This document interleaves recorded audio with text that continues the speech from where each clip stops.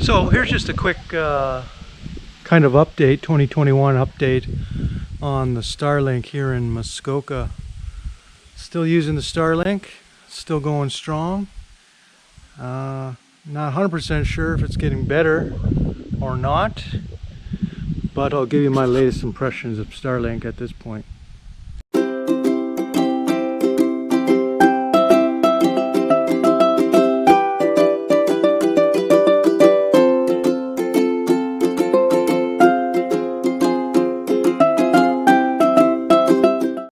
So just a reminder, where we're here out at the cabin isn't where the Starlink is registered. It's registered for our home address, which is in town in Gravenhurst, Muskoka, Ontario, Canada.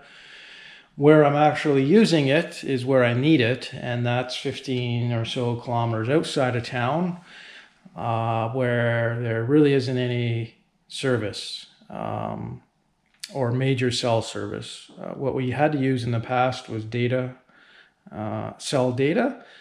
And that wasn't fast, unreliable, just not really good all around. So Starlink has been fantastic for when we're out here. We can do the majority of anything we need to do. Stream Netflix without interruption, and the quality is great. Have a Google Home, streaming radio stations and listening all day long. Don't really notice any interruptions, if it is any. And this has seemed to get better over time, maybe a couple of seconds here and there. Really, the only issue I've experienced is inconsistency of speed. It's just all over the map.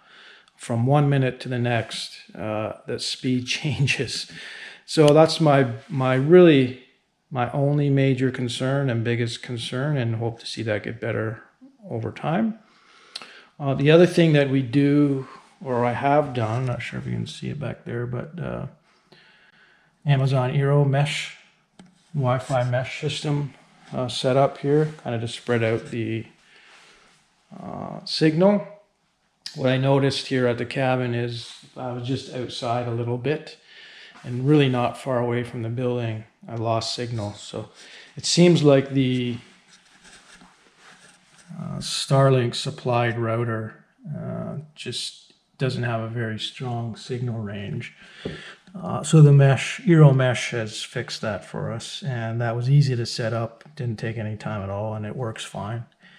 The other concern I have with the router is the way it's designed. It's so thin and like top heavy, it falls over all the time. You bump the table, it falls over, it falls on the floor, and then I'm worried about cables getting crushed and ports getting crushed. So that's a weak design. I hope they fix that at some point. I know they're going for the look, but functionality and everyday use, it's ridiculous. It just falls over. I breathe on it the wrong way and the thing falls over. So that's another big concern there, I guess. Anyways, that's about it. I'll do a couple of different speed tests with the Starlink app itself, and maybe a speedtest.net app.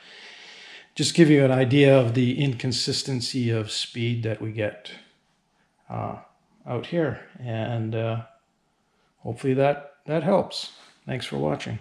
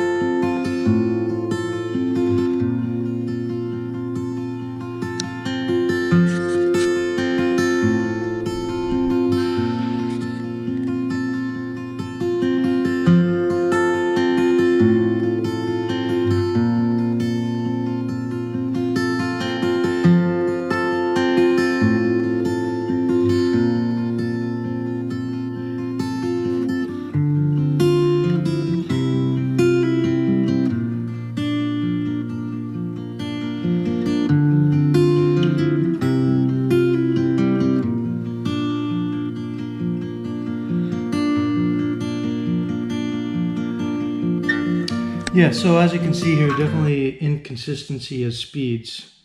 I can do this all day long and get fluctuating speeds all day long. Come out and it'll be 200 down and then 20 down and then 100 down and then 50 down.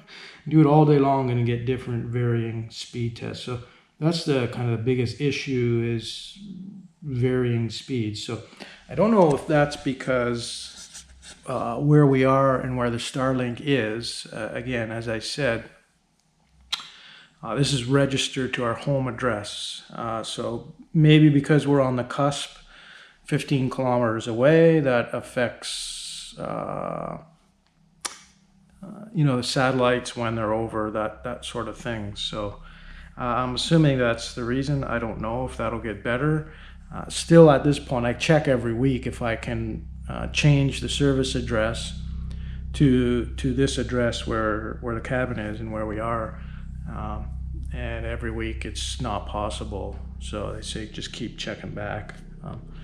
So I don't know what that's going to look like, the rollout area is going to be expanded or not. And if it is, hopefully when that happens, that fixes our discrepancy in speed. But other than that, anytime we're here, we can use internet. I can stream Netflix. We can listen to radio stations streaming through Google Home device. I can do bits and pieces of work when I'm out here. And that's way better than what we had before. So I'm still pleased. I'm looking forward to when it gets much better and more consistent, and hopefully that's soon.